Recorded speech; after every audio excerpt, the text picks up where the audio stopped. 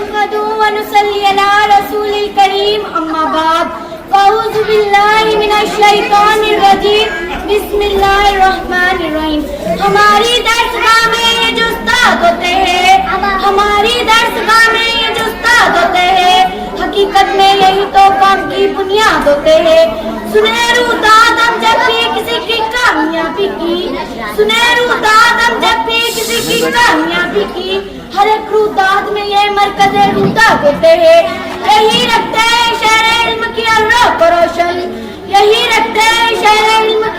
کو روشن ہمیں منزل میں پہنچا کر یہ کتنے شاد ہوتے ہیں. السلام علیکم جناب صدر. آج میری تقریر کا موضوع ہے استاد کا مقام صدر علی وقار.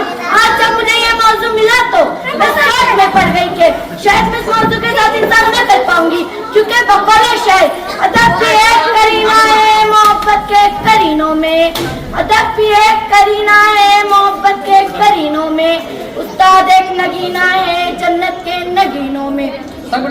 جناب صدر، طلباء اور استاد کا رشتہ ایک ایسا رشتہ ہے جس کی مثال دنیا میں کوئی نہیں. اس رشتے کی اہمیت کا اندازہ ہم اس بات سے لگا سکتے ہیں کہ استاد وہ ہے جو بندے زمین کو کلیان بنا دے. استاد وہ ہے جو پتھر کو تراش کر ہیرا بنا دے.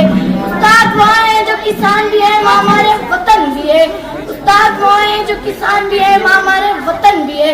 العرض کے استاد واجب الاحترام بھی ہے.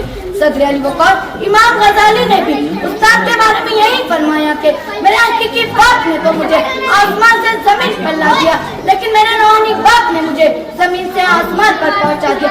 آپ صلی اللہ علیہ وسلم نے اپنے آپ کو معلم کہا، یعنی استاد اس رشتے کو ضرب عالم مثال بنا دیا.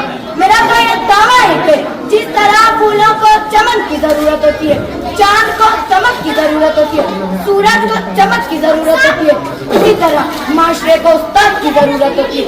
خزاں کے موسم میں بھی بہار دیتے ہیں، استاد ہماری اچھی تربیت کر کے ہمیں نکال دیتے ہیں. اب آگے میں سلام پیش کرنا چاہوں گی. اے میرے استاد تو ہے ذیشان، تیری عظمت تیری رفعت کو سلام. علم حکمت کا عالم بردار ہے تو، علم حکمت کا عالم بردار ہے تو، قافلہ حق کا سالار ہے تو. اے دوست تو ملے تو بس ایک پیام کہنا، اے دوست تو ملے تو بس ایک پیام کہنا، استاد محترم کو میرا سلام کہنا. باخر دعوانا